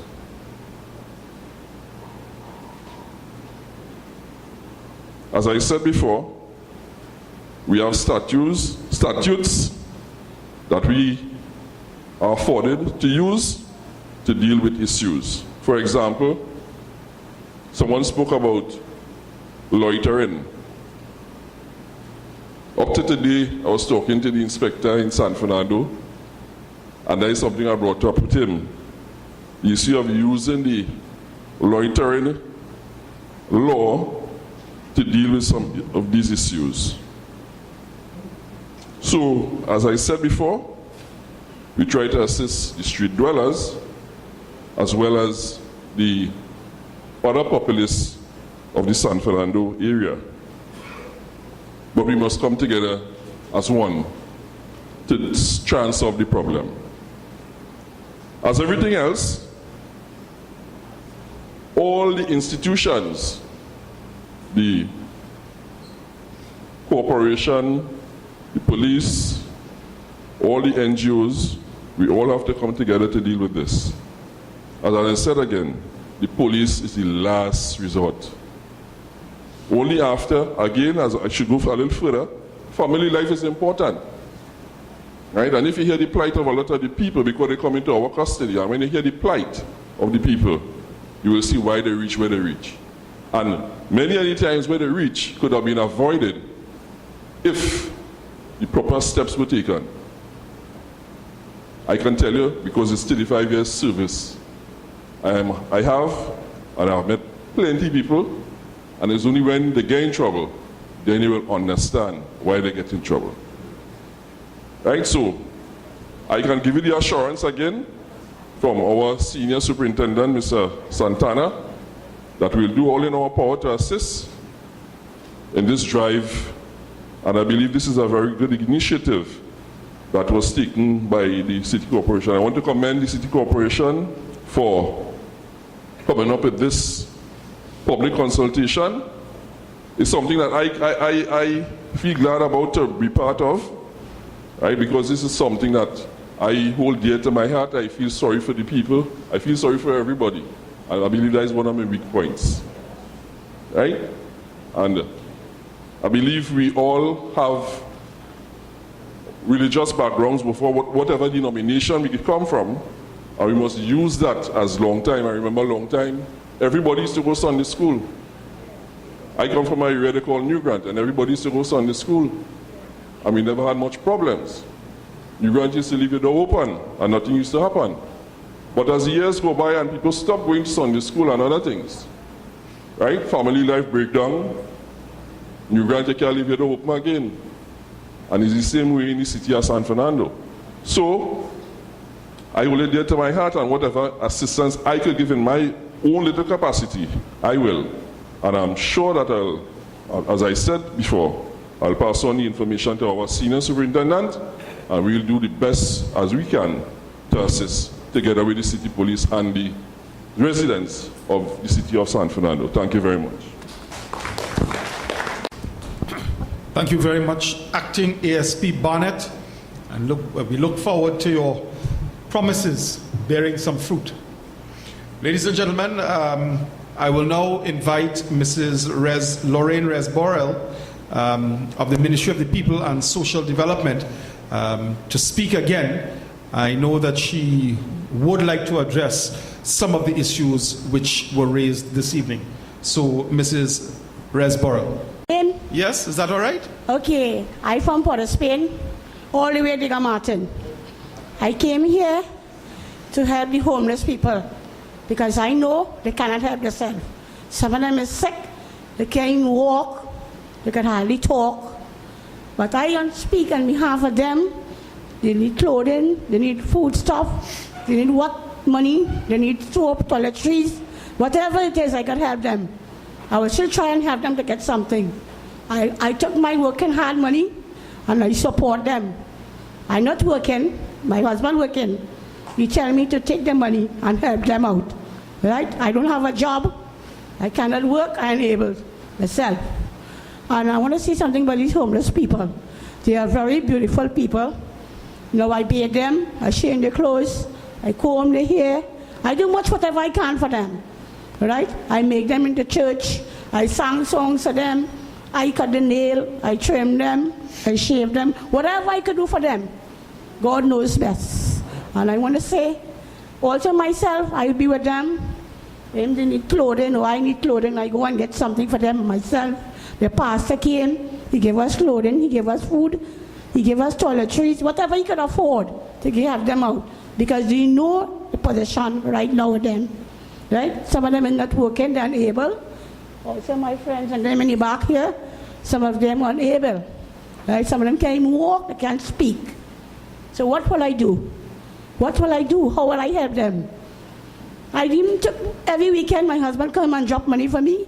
He said, babe, how are you making it out with all these people, to support all these people when you don't have a job? I said, boss, I can't speak anymore, but God knows best. And one day I told him, I said, babe, I will succeed one day. You see, what happened to your hand? Your heart is not good. I said, boy, I have a stroke, I have a semi-stroke, I can move my hand. My feet, I can even hardly move my feet also. But God is a good God. I want to tell people what God could do for me. I'm in a church, I just go to church, the pastors come and pick up us. Even though we have no clothes or we have food stuff, he will still bring us a meal of food and he still give us a little clothing. That is all he could do for us. But he cannot give us a home. Right? He will help us with everything, but he cannot give us a home. What we need is to get in a building. Amen? And I believe that you all could do that for us, to get us off the street. And I want you all to cooperate with us, because most of us are not working anyway. And what you all could do for us, I'll be very thankful. Because I myself and all tourists cannot cry. Because if I go to cry and tell someone our problem, they would not want to believe that what I'm saying. Now, night after night, we are outside there, rain or no rain, we have to make it. And have some people have, and they don't like to give. There are people who have millions of clothes, but they don't like to give nobody nothing. I knew that. I went through that already. You see, well, I went to the church about 2 weeks back, and I asked for some clothes for the homeless. You know what they told me? Get a form and fill it out, and then you will come to me. I said, well, these people need of something.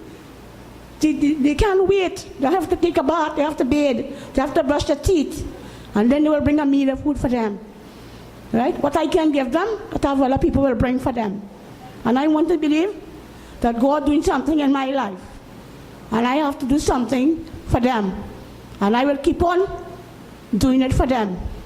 I don't know how long I will do it for, but I will keep on doing it for them until God say, well, Father, it's enough. I can't say anything more. There are a lot of alcoholics, people out there. I know they like the alcohol, but it's problems they have. Look at my little friend here. He have everything. He had Maxi, he had motor car. When his brother took everything from him, he leave him like a dog on the street. Look at him there, let him come and speak. He had everything about his own. He have children, he has his wife, he have everything his own. When his brother threw him off, he did not know what to turn to but to me. But thank God, for me, he met me. And I still make him somebody. Amen? And I want to say, Julian, thank God, I was baptized, but I am saved now. And I believe I cannot cry anymore, because it's hurting me to see those people on the street. I was in a home, and my family going against me too. They throw me out, right? Because they tell me I want everything. And that's all I know. I and my husband then married. We were just living common law. They're trying to fight me down for everything. They say, well, I cannot stay here no more. And that is my solution until better food I could done. Okay, thank you. Ma'am, would you be willing to tell us your name? My name is Vidya. Vidya. Vidya Ramlogan. I'm from all the way to Martin. Vidya Ramlogan. All right, thank you very much, Mrs. Ramlogan. Thank you. And I've been homeless for the past 11 days with 2 American children on the streets of San Fernando. I have been living at 54 Cumacrapa Street, San Fernando, and have been evicted with only 30 days notice, and have to find somewhere to go. Just as I was evicted, I landed on the pavement, and there I am for 11 days. Pipers and everybody, I am at the mercy of all kind of thing with these 2 children on the streets. I had applied to HEC over 7 years. When my house had slipped into the sea, I had gotten help from self-help to build, but I was unable to continue building because my child was almost raped down there on the line in Marabella, and I continued living at 54 Cumacrapa Street, but the landlord wants his place, and the place is unlivable because of roaches and all different things. I came to the health department many times reporting the conditions of the place and all these different things. The HEC social worker visited the place, and up to now nothing has happened, and I'm on the street. All right, well, ma'am, at the end of the consultation, or when it's finished, a few of us will speak to you and put our heads together to see how we can assist you. Thank you. All right, yes. Perhaps a representative of the police may wish to touch on that issue a little later on as well. Good evening, all protocols observed. My name is Frank Sears. I belong to a number of organizations, but I'm here in a private capacity. First of all, I didn't get an apology for the late start. I don't want any now, it's too late. Secondly, I think all and sundry over the years have approached this problem in a piecemeal fashion. Why I say piecemeal? We should look back and realize that the economic system that governs this country breeds inequality, unemployment, and poverty. And once you have that system pervaded, you're going to get more and more street dwellers, or whatever name you call it. People falling through the cracks. Building any place like Court Shamrock cannot solve the problem. Because once people network and they hear there's a place like Court Shamrock where you get in free meals or whatever it is, more and more is going to come, and you cannot accommodate them all. I wonder if any one of the people involved with street dwellers from an official capacity have ever done any research to find out if any country or countries are considered to be successful in dealing with displaced people. I, as a personal, on a personal note, know a little of what I've seen happen in a place like called Cuba,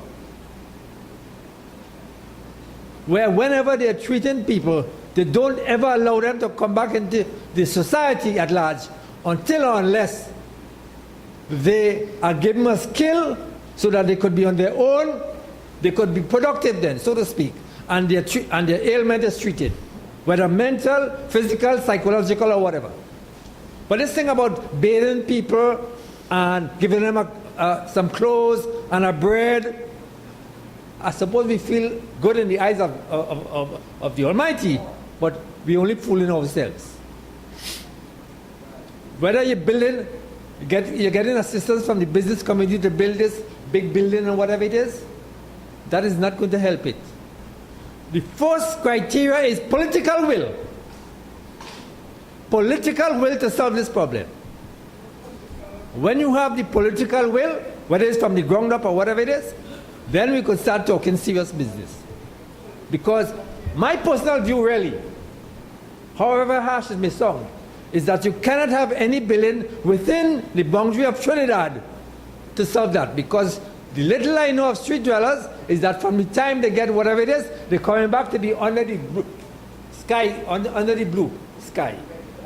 They like that, they're accustomed to that. They feel free, and I can't blame them for that. So it has to be some property or where there is a sea between it, where we could deal with them kindly, professionally, and give them a skill, whether it is to iron clothes, whatever it may be. See how you could have them back on their feet. Or else, if not, they are going to continue the same thing. I want to hold to your 3-minute time limit. You could let other people talk.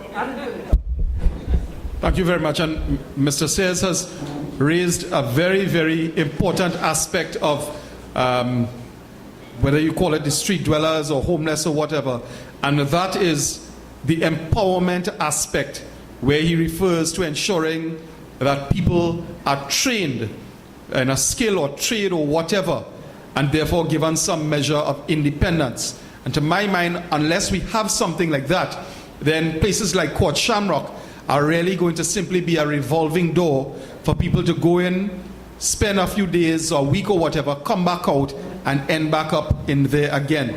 So empowerment has to be a key aspect of the rehabilitation of these persons. Anyone else? Came from a Hindu home. I was brought up in a Hindu home, but since I grew up from a little girl, I went to Sunday school. When I started from Sunday school, I didn't tell my parents, I want to go to church, and I have something to do for God. They said, no, you cannot baptize. You come from a Hindu home. I said, well, I come from a Hindu home, I know that. I said, well, you cannot tell me how to live my life. You have yours to live. I didn't grow up in a rich house. I was brought up and go in a carrot house. But when my family, my mother and father get together, they built a feud here. My father was married as a young fella, but their marriage didn't last. He come and he married to my mother, but their marriage lasts now because they're going very well good. My mom is so old that she cannot see anymore. She is very helpless, and my dad is also sickly. I stood my brother about a week ago. I told him I want to speak to him. I tried to get him on the phone, but when I normally get him, he gave me And I kind of way like, he don't want to talk to me. So I say, well, I need a little help. What should you want me to do? I say, well, I need help from all you, just to help the homeless people. You know what he's going to tell me?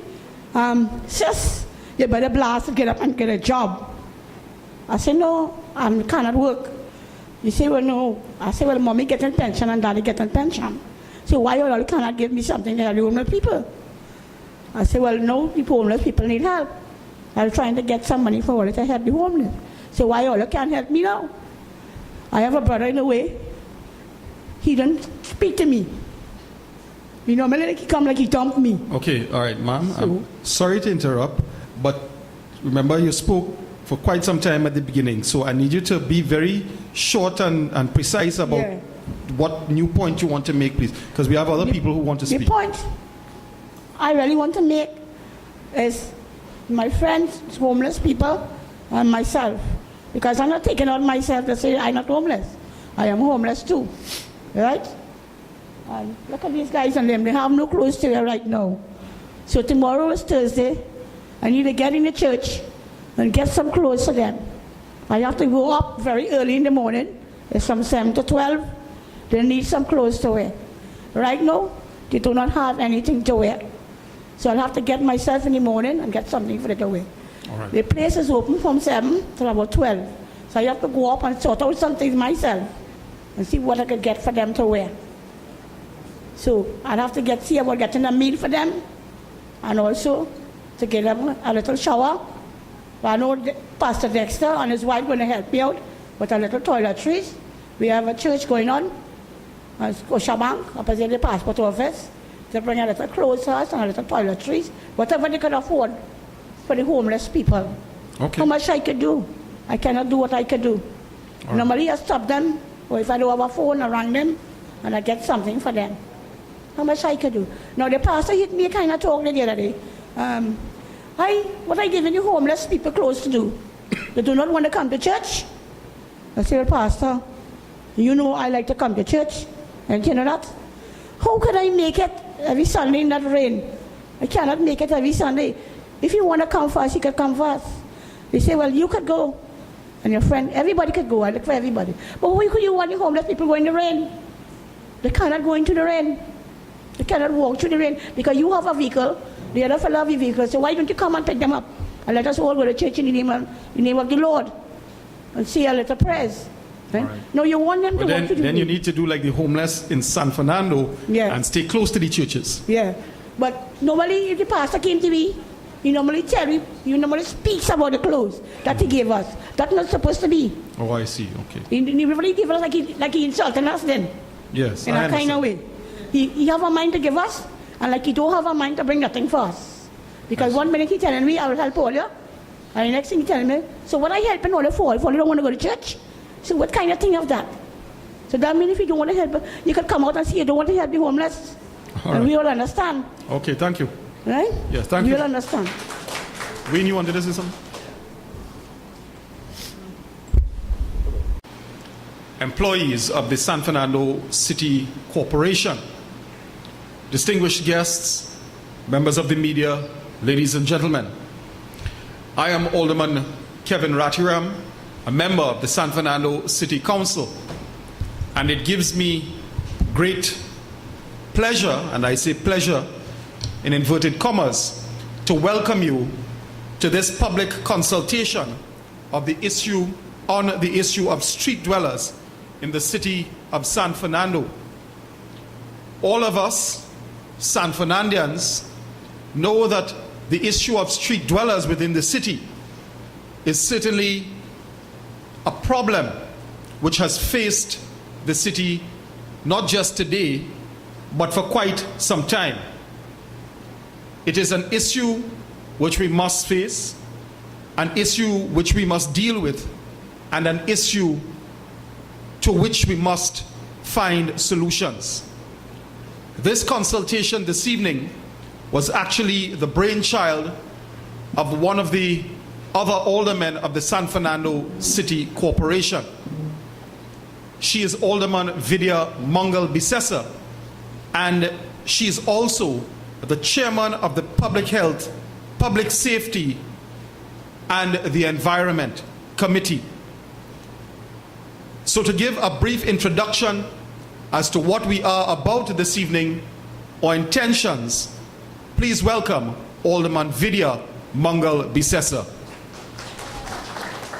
All right, I want to start with legislation, and actually we do have legislation to address the issue of street dwelling. It's Act 59 of 2000. It is proclaimed but not assented to. That piece of legislation seeks to address both voluntary and involuntary removal of persons on the streets. There were a number of challenges with the operation of that act. So essentially it was at law review for amendments. And we have done quite a lot of work as far as the amendments. What is of particular value in that piece of legislation is really involuntary, a process for the involuntary engagement of persons living on the streets. It speaks to understanding that we have persons on the streets who are resistant, who do not want to engage in programs that might help, who themselves contribute to some of the problems we all know about on the streets, as Mr. Ticker would have experienced and lived through and not been happy about Monday mornings. That is required. We can't do what Cuba does because we don't have a legislative system that's like Cuba. Unfortunately, we are a democracy, and I don't know how many of us want to wake up tomorrow morning and find that we are not. And then we could do the Cuba route. Just lock you up until you fix. That can't be done in Trinidad at this time. And the amendments to Act 59 of 2000 does not speak to that. It speaks to a process of engaging a person on the street using a particular mechanism, and if at some point, and that is established in the legislation and regulation, okay, fine, voluntary engagement not working, well, here what? We are going to have to engage you involuntarily. And that can and will happen. And once it is inscribed in law and there are processes that persons can follow, I am sure that will happen, and I live for the day. I have been working with and on Act 59 of 2000 for 15 years too. And it is because it even when it goes back, it will require that 3-somethings majority, because we have things in there that will, in terms of persons' constitutional rights. So, and it's one of the reasons why we've had this back and forth. So, it's not, someone said, it's not easy. Mr. Braffett, I believe, it is not easy. And we can't expect that it's going to be easy. But I think that once we're all committed and understand and stay focused, we will get there. So that's for, and linked to the legislation, yes, is the research. And persons would have mentioned things like whether we have database of clients. If we engage clients, yes, the unit has been involved in these processes for years, and we do have them in terms of understanding what the client's needs are, how we need to respond. But again, it has to be in a framework, and a lot of it has to be circumscribed and ascribed in law. And regardless of how we may feel sometimes emotionally about something, if we seek to do what I think many people may feel might be best today, we might find ourselves in moral, ethical, and legal quagmires. We can't do it. We cannot do it. Because to come out of moral, ethical, and legal quagmires is not easy. And the state certainly can't propose to engage in illegality. We can't do that. In terms of the concern expressed as far as we've had a social displacement unit for 15 years and what has happened. Well, for 15 years we have had persons engaged on the streets of Trinidad. Tobago does not have a problem, they send it to Trinidad. So we don't have a problem in Tobago. A lot of our work has concentrated in Port of Spain, because that's where the unit is located and also because that's the greatest concentration of clients. It also has been because of resources. And we have done work in San Fernando, Arima, Curep. We respond to calls and challenges in terms of persons, reports from the public. And we have 2 rehabilitation facilities. It was mentioned by some of our clients here, Power Empowerment Center and New Horizons. Both those facilities, again, they are voluntary programs that clients can engage if they wish. You can't be taken off the streets and brought to Court Shamrock, Power Empowerment Center, nor New Horizons. You have to want to do this. The ministry supports the Center for Socially Displaced Persons, which again a client had mentioned, and Court Shamrock in San Fernando financially. There are grants that are provided for the programs to operate. Within the unit itself, we have also a program of placement and support for elderly persons in homes. We also have a deportee assistance program where we have officers go to Piaco and meet persons who have been returned to Trinidad and Tobago and offer services. It is part of our prevention mechanism as far as that the person, if they do not have support here in Trinidad and Tobago, they will not end up on the streets. Again, that is voluntary. So if they want to pass us straight, whoosh, while we start sitting down behind the immigration bank of people, we have no office or nothing in Piaco Airport. What we do is engage the person and try our best to provide the service. And that is also, as Mr. Braffett would have pointed out, resources is something that you need. And we don't always have all the resources that we need to do what we need. The stigma of street dwellers crosses over to the profession of social work with street dwellers. And so engaging persons to work with, it's a bit of a challenge. We do have another facility that is in Arima. It is a specialized elderly facility that was built specifically for elderly street dwellers.